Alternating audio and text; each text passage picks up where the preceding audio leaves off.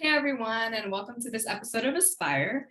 So last week I talked about branding yourself and how you should ask people for feedback and to see how it aligns with how you perceive yourself. You can use this method of branding yourself outside of the professional environment and even take it to a personal level. So today I want to shift gears into that personal level and talk a little bit about being a mother raising Black sons in America. Now, I have the pleasure of having someone who is a part of my circle of influence, Marla Goodley, here as the guest speaker. So, hey, Marla. So, I met Marla a few years back at work when they assigned her as a work mentor for me. And as time went on, I got to know her very well and admired how she was able to balance work, her personal life, raise her kids in this crazy time. And did I mention she was even doing all that while earning her degree? Wow. I always thought to myself, how is this superwoman doing all this right now? Now, as I spoke about this in the last episode, you want to find people that will help you and tell you how you can better yourself.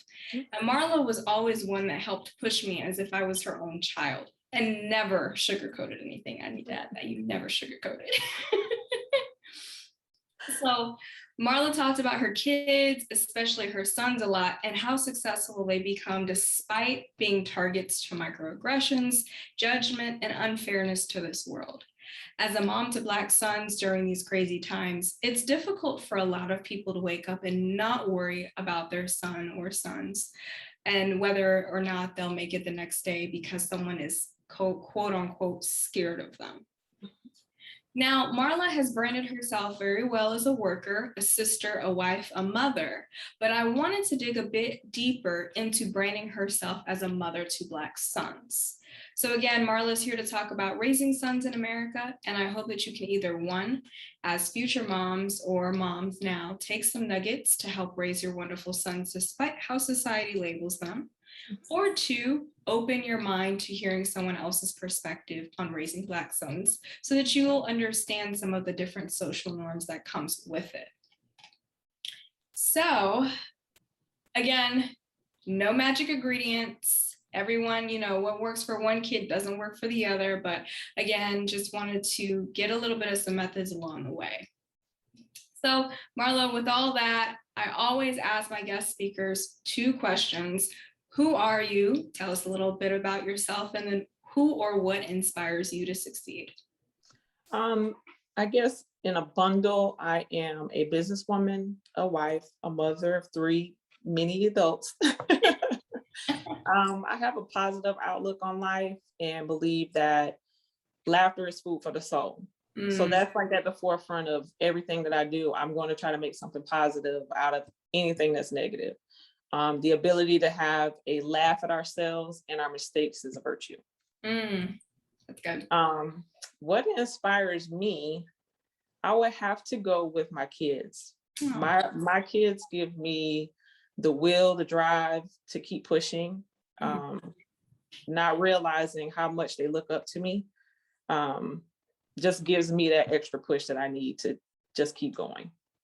Definitely. Oh, that's so sweet. So sweet. So talking about your kids and everything, what advice do you tell a mom trying to balance out life, worrying about their kids, accomplishing things for them? Like, what do you tell them? I will tell them it's never easy, but don't give up. Don't give up. Let go of the guilt. Stay focused. Do things that you believe in. Don't allow, that stereotypical, oh, mothers can't do everything or we can't do everything. As long as you have that type of support system, even if you don't have a support system, reach out to people that are in your circle, your mini circle, that can give you the assistance that you need. But never give up. Never shy away from a challenge. Hey, that's the hard part, is people shy away from challenges easily. Like, this is too difficult. I don't want to do it no more. Wow. So with that, I mean, like you said, your kids are grown, about out the house now. Right, almost. Right, almost. Now, how is it raising Black sons in America? It is difficult, because they're automatically stereotyped Mm-hmm. just based off of what they look like.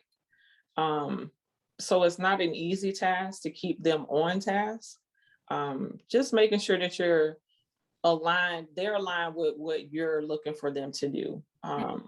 One of the ways that I kept, especially my middle son, because he does have middle child syndrome. Oh, One of the ways that I work things out with him to where he doesn't have or stumble across, issues that he faces.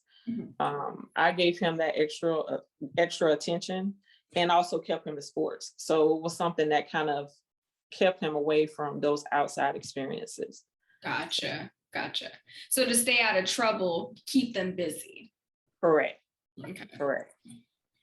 Now, that was kind of leading into my next question. What did you have them do to make sure that they didn't do anything foolish, right? Like they say anything out of the side of their mouths, they have to understand they can't just say anything anymore.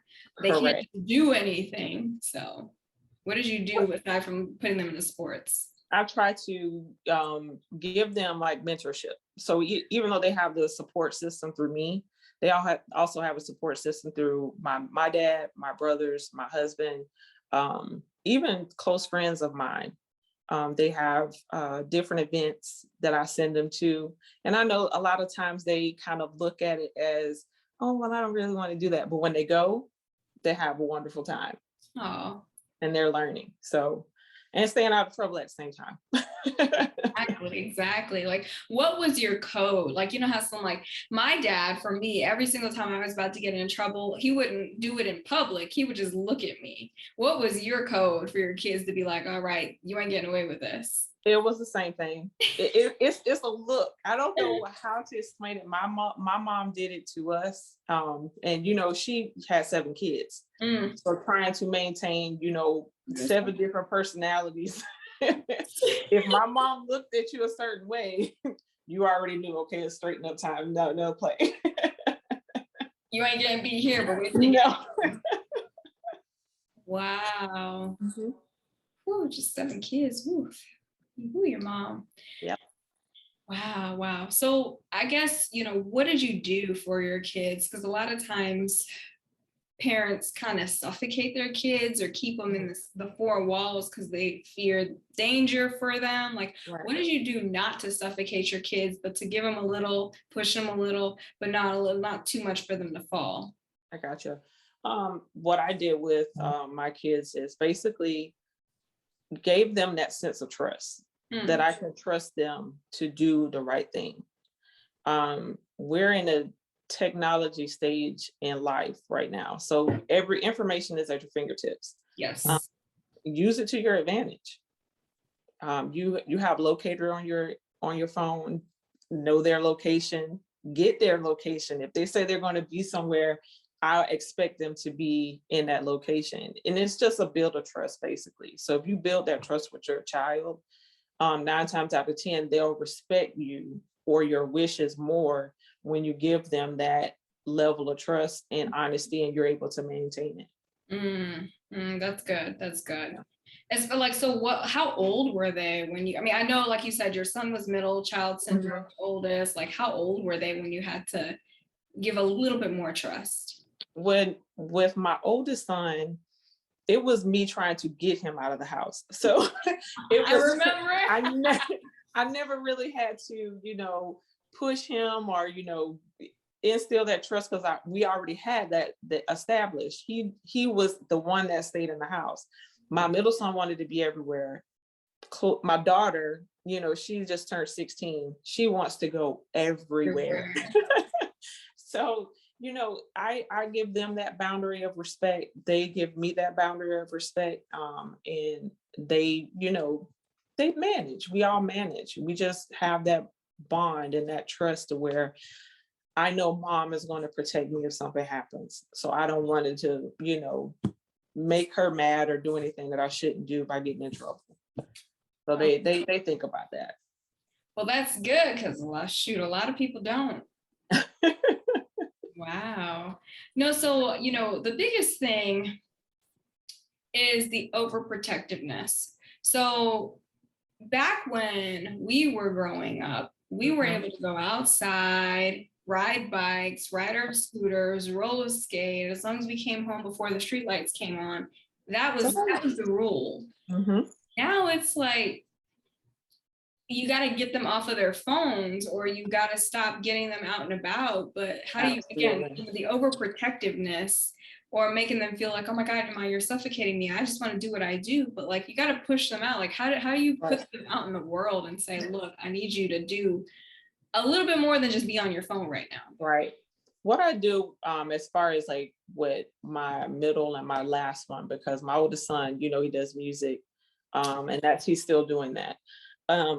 With my younger two, is giving them a sense of responsibility. So right now they're in the stages of their life to where they're almost, like I said, out of the door. So I make them do small things like pay a bill. They both work. Giving them those type of accountabilities, or handling, you know, working and going to school, it gives them that sense of, okay, this is how I need to do things. So in essence, they're benefiting from working because they're getting the money, but I'm giving them a sense of responsibility because, hey, rent's due on the 1st. Even though I don't charge a crazy amount, it's just a simple fact to have that kind of flow and let them know that this is going to be like beyond mom's door. Yes, and what mom is charging you ain't nothing compared to what they're charging out there. So you got a nice discount. So no, that's amazing that you give them that sense of responsibility and learning how to budget, learning how to understand that money comes and money goes. Exactly. So that's one of the things, I think we even talked about that, where like college doesn't teach you that. A lot of times the parents just handhold them and say, all right, I'll put a little money here and there, and then y'all figure it out. So you're starting real young with them. Right. And another thing that I do with them as well is we invest. They know about stocks and bonds. They know how to invest. They have, you know, their own investments, shares and things. Yes. We try to teach them early, because I think that's part of, not just to stay on this topic, but where we lack as a community is not enriching our youth and encouraging them to, you know, dibble and dabble in finances. We have to be financially accountable for our own success. That's it. So we need to give them that information and let them utilize it so they can grow into the world after we're long and gone. That's amazing. That's an amazing opportunity. You're teaching them that generational wealth young.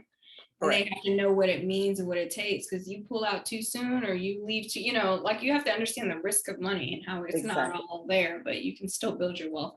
That's awesome. That's amazing. Now, as far as that, you know, you talk about the money, you talk about how you've had them build trust in you to make sure, you know, you give them that mommy look and they know what's up. Now, with two of them about out, one's almost the empty, you know, you're about to be an empty nester. I am. But take it back to some years ago. How old were your sons when you all had the talk? And what gave you signs that your sons were ready? I would say my oldest was probably 8. Oh, wow. And my middle son was a little bit younger. So he's about 3.5, 4 years younger than my son. The thing is, I think if you start early enough in educating your kids and talking to them and getting them used to certain vocabulary, they'll easily pick up on things.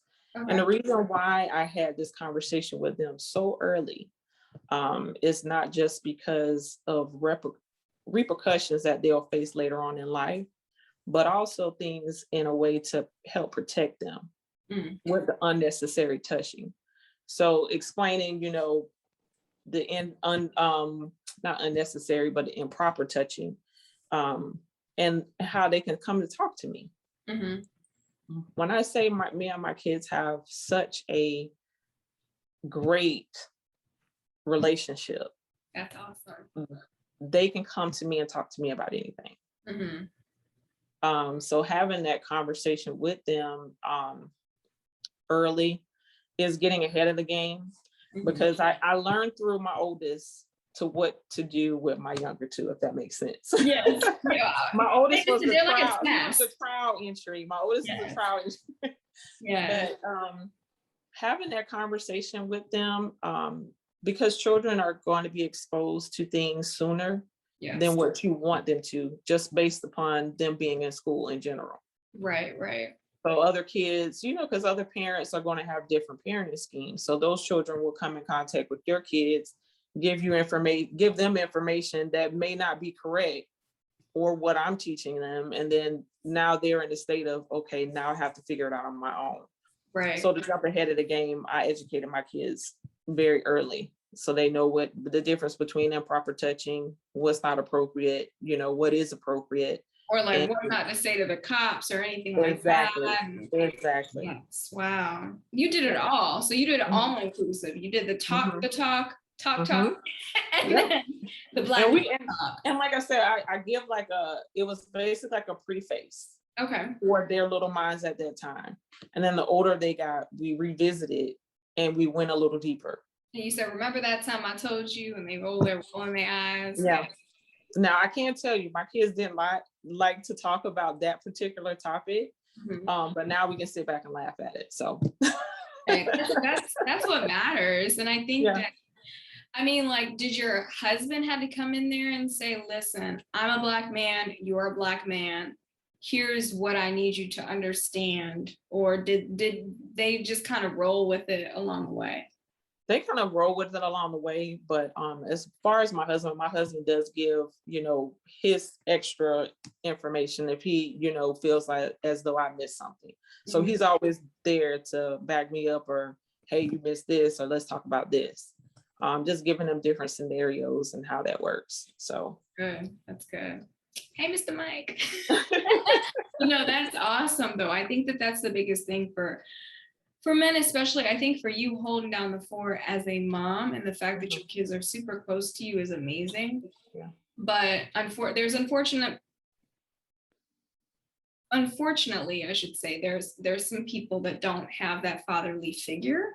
Right. And even though the mothers are holding down the fort, sometimes you need that fatherly figure to help, whether that's somebody close, like you said, your village, etc. Yeah, you have to have that village. Now, I can't say it's been 10 years me and my husband been together. Before that, it was me and my kids, and my dad and my mom, my brothers. So they had a system, they had a village, so they could go to anyone. And that I'm very appreciative of, because, without them, I couldn't have gotten this. I couldn't be as successful with my kids if I didn't have it. That's awesome. That's awesome. That's another thing. It takes a village to even help them. It absolutely takes a village. What I think that's the hardest part. They say at the age of 2, age of 3, you should kind of put them to interact with a few people. They learn those social norms and show social skills.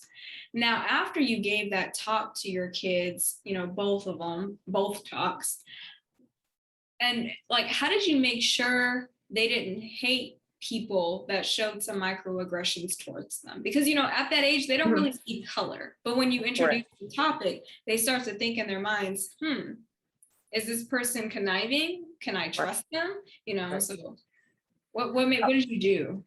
What I always said is, I always tell my kids, hate is a strong word. Hating someone because of what they have said or done to you can give them control, and you never want to allow someone to have so much power over you. Wow. Yeah. So I always, teach my kids to behave a certain way. And if they hear something, even if it's not said to them specifically, if they overhear it being said to someone else, try to speak up for that person, speak up for yourself, and do it through education, because sometimes people don't understand, or they don't even know that they've done or said anything offensive. Very true. So and having those type of conversations can make someone change with the information that's shared, or even share the information that they gained that day. So yeah. That's good. That's good. I think that's the biggest thing that I love to hear. And my husband tells me that too all the time, is you have let somebody control your emotions, best believe they'll control you. So that's really good that you Right. teach your kids that at a young age. Mhm. You know, with all of that being said, how did you make sure that the opposite? How did you make sure your kids didn't show microaggressions towards other people? Just by basically telling them to, watch their tone. Like, most of the time, if you pay attention enough, you'll overhear your kid do something. Mm-hmm. Or through conversation, they'll come home and tell you about a bad day they had. Mm-hmm. And then you're the person listening. So I always tell them, listen first. Listen, don't respond Mm-hmm. until you've interpreted what you're hearing. So don't respond just, because you're listening because you want to respond. You need to listen, interpret, let it settle in, think of what you're going to say before you say it. So I kind of take that approach because, like I said, we learn what not to do. So if we get it, now we can teach our kids or someone else coming up behind us not to do the same thing. Yeah, definitely. Because I'm not perfect. We make mistakes. I was going to say, and it's really difficult too, because Mhm. at that age of raising the kids, they're like, no, mom, you don't know any better. What are you talking about? You know nothing. And then they come to realize later on, I'm not going to say that you said, I told you so. I'm not wanting you to say I told you so, but go ahead and say I told you so. Because that's exactly what happened to me. My parents tried to tell me this and that, and I just thought I knew everything. So making those mistakes, you learn, you live and you learn. And, I'm not perfect. My kids aren't perfect. They make mistakes as well, but I make sure that we address it. We sit down, we talk about it. And we just discuss basically what can you do better the next time you're in this type of situation. Wow. So, wow. No, so I think then I just love the fact that your kids trust you. I love the fact that you have such a great bond with your kids. Now, how do you balance making sure that you not only succeed, but your kids succeed, right? So, like, I know you had to put a little bit of your dreams on hold until you kind of got them out and about, but like, how did you make sure that they succeeded? Like, what did you do to push them? What I did to push them is just basically telling them every day that they to go be great. Oh, And it's something that I still do. I tell people to go be great all the time. But just giving them that encouragement to do the right thing. A lot of times we get frustrated if we don't understand something. Just giving them that support they need. Like my middle son, he needed to have, he had trouble with math, getting them a tutor, recognizing that they do need assistance or they need help, and getting it for them. You need to basically just do the legwork. And then once you do the legwork of finding that information for them, then they can do the legwork and succeeding in what they want to do. And I always tell them to reach for their dreams. If this is what you want to do it great. that's awesome. That is awesome. That is exactly, I think that's the struggle that a lot of people have is like they say the society was not made for them. So they right off the bat say, you know what, forget about it. If you don't want me to succeed, why would I want myself to succeed? Right. But having somebody like parents and others in the village push them. Wow. Because everything is attainable. Yes. If you know that it's attainable. Yes. A goal versus, surviving are two different things. But if it's something that you really desire, such as my son, he wanted to do music. It was no talking him out of that. That's what he wanted to do. And I said, well, if that's what you wanted to do, then we're going to do it.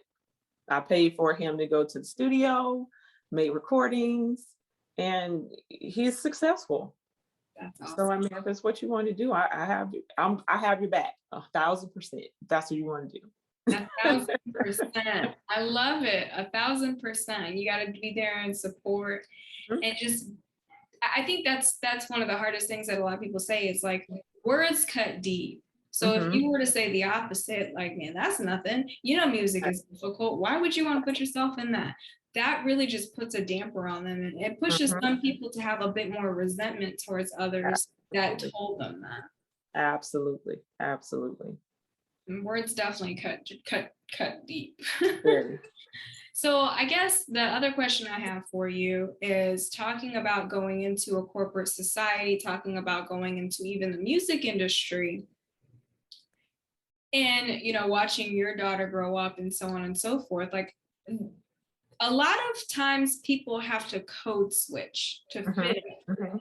So did you teach your kids how to code switch, or did that come naturally, or like as they watched influences around them?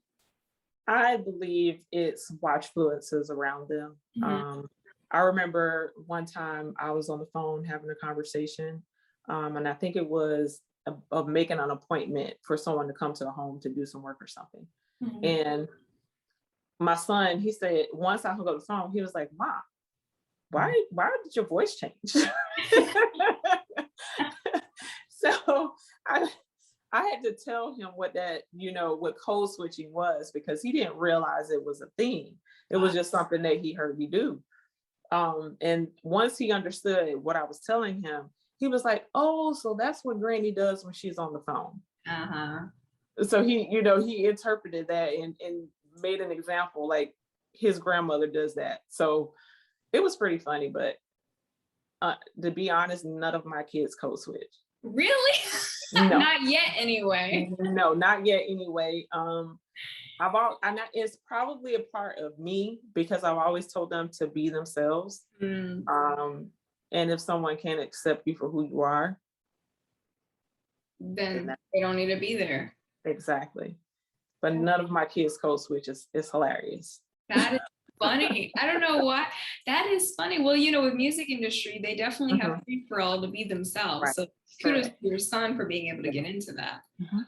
Now, as your daughter gets older, and maybe if they even go into college in corporate America, maybe Right. that's how they'll learn it. I Right. don't know. But I, like your son, would always listen to my dad and be like, but that's not what he sounded like 2 seconds ago. What's going on here? Exactly. Wow. And then like the type of music you have to listen to, you have to be careful because people might Mhm. judge you for it. But I think honestly, we're getting to a point now, especially where we work, right? We're getting Right. to a point now where a lot of people aren't judging you for being you. Wear Exactly. your hairstyle the way you want to wear it, Right. listen to whatever you want to listen to, dress within reason and appropriately how you want Exactly. to dress. Wow. They don't code switch at all. That is too Mm-mm. Nope, they don't. But it's so funny. I see all three of them. They all mirror you in so many ways. They So do, and they have their own individual personalities. And if you were to meet my kids, or anyone were to meet my kids, they would think that my children all were raised in a different household just based upon their own personalities. yeah. So I guess they're code switching in a way. Somewhat. As they get Somewhat. older, I'm sure, but I could Right. just see, like, I can see all of your kids just have little bits and pieces. Yep. Just so funny how that all works. Like, you talk about then how your kids don't code switch right now. Right. Right. Hopefully they'll continue to be themselves and Mhm. stay true to themselves. Correct. Now, as they were younger, they probably played around with their friends and did Mhm. whatever, and they didn't see color. Right. When did your kids actually start to see color? And what signs did they show you of being affected by it? Like, did they ever say, this such and such person made me feel this way? And like, how did you have to talk them through that? I think around middle school is when it really became noticeable. Mm.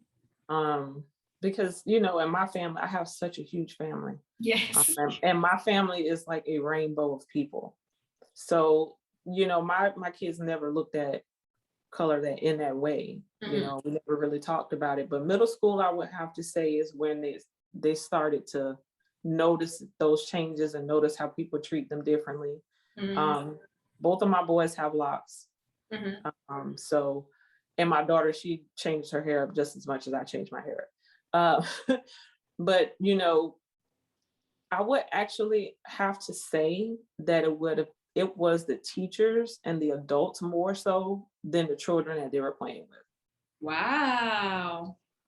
Yeah. It was more of the adults in the situation where they experience the difference and change, in the moods and changes of how people perceive them. Yeah. Wow. Mhm. Wow. That's not surprising, but Mhm. for you, they always show like the little video of like two kids growing up that come from Mhm. different backgrounds, and as they grow older, they start separating because they Mhm. realize what one has versus the other. Right. But there are some instances where teachers will purposely push one to do Mhm. great and then just get the other one by without really pushing them. Right. Wow. Right. Wow. So what did you have to say to that? Like when your kids came home and told you? It was a long conversation, and typically what I do is when we run into roadblocks in this family, we discuss it, but we also utilize things like books and movies and things that help us get through those situations, that'll give them a better understanding.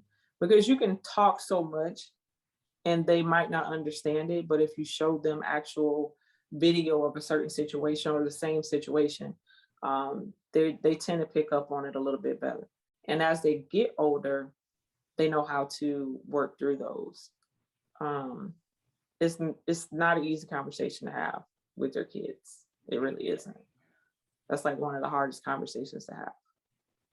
But I think too, trying to teach them a balance of not being naive and Right. then a balance of giving everybody the benefit of the doubt without being naive. Right. I don't know if that Right. makes sense, but it's like a crazy balance of not everyone is going to treat you wrong. So don't come at Exactly. everybody so wrong.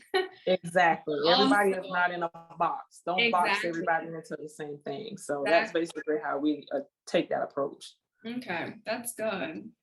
That's good. I think, like what so when they watch like The Color Purple and like Mhm. all those other movies and things, like what do they say to that? They're thrown. They're like, wow, this is really how people, act then. And I'm like, yes. And some people still behave the same way because you have to think about it. My parents are still here, Mhm. and my parents are 67 and 75. So they are the same people that were here when Martin Luther King was taking a walk and doing everything. They were in that time frame. Those people are still here. So those types of people that have racist ideologies are still teaching their children. And then it just goes on generation after generation. Right. But I believe this generation coming is going to be the ones Breaking that point. it's going to be a breaking point. Absolutely. I agree 100% on that. I just, like you said, I pray and I hope that those kids' parents don't take it lightly and just kind of let them figure it out, right? Like you Right. said earlier, technology is at our fingertips, Right. literally. Right. You Right. can look things up and say, how is this? And Mhm. I do see a trend, I'm not on social media as much as I used to be, but I do see a trend out there where people will say, here's my opinion on this. Mhm. But Mhm. that's awesome that you kind of teach them early, introduce them to different things based on how they are. Because like you said, all three of your kids are different. They have different personalities. They really You are. need to tackle them all differently. Mhm. Wow. No, I mean, it's funny. I saw this TED Talk, and the TED Talk spokesperson, Clint Smith, had said, Black kids just can't do the same things white kids can, at least if they want to survive. Mm.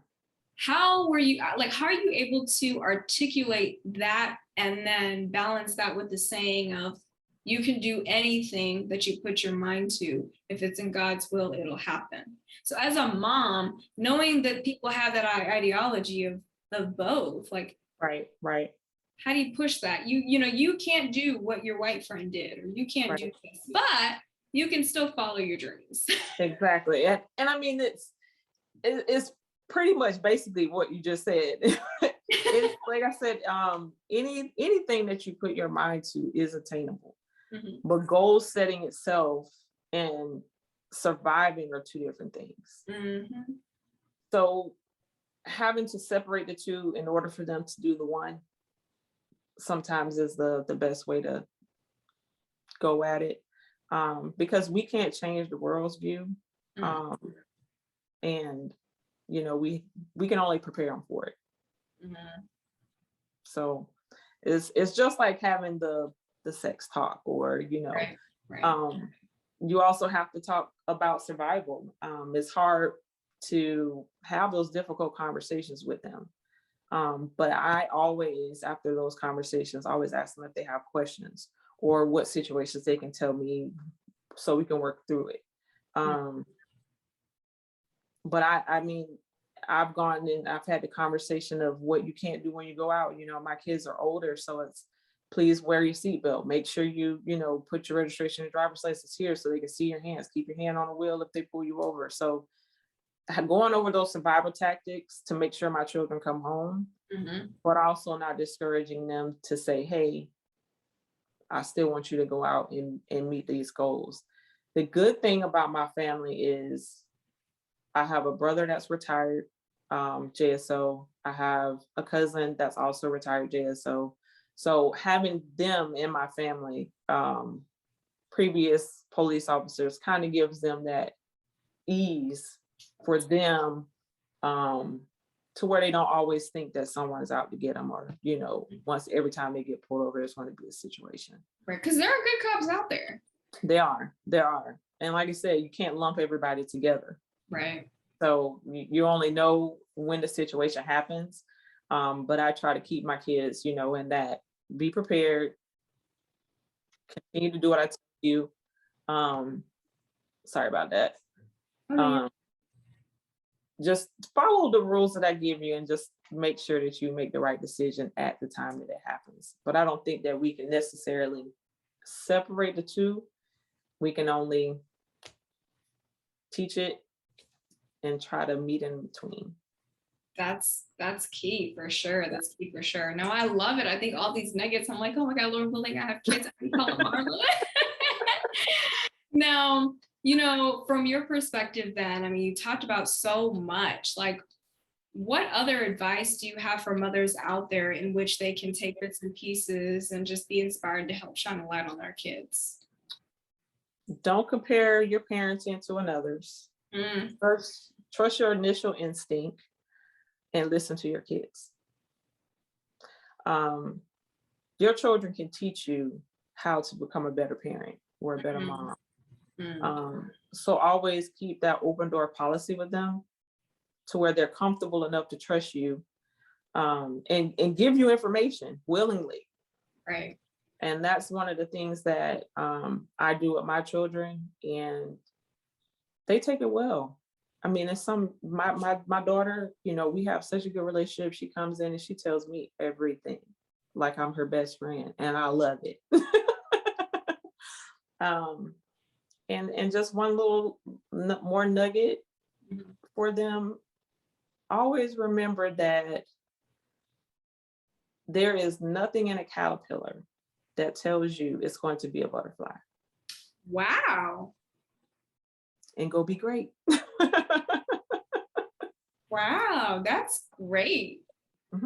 No, I appreciate it. No, I think you've given some tidbits and such. And then, one other question I've got for you now that you mentioned that, like, you and your daughter are like best friends. You had to grow into that, right? When they were younger, you raised them as that was your child. But as they got older, they really start getting close and close and close, and it just starts getting adjusted. Like for me and my mom were really close. Me and my dad were really close. But back then, oof.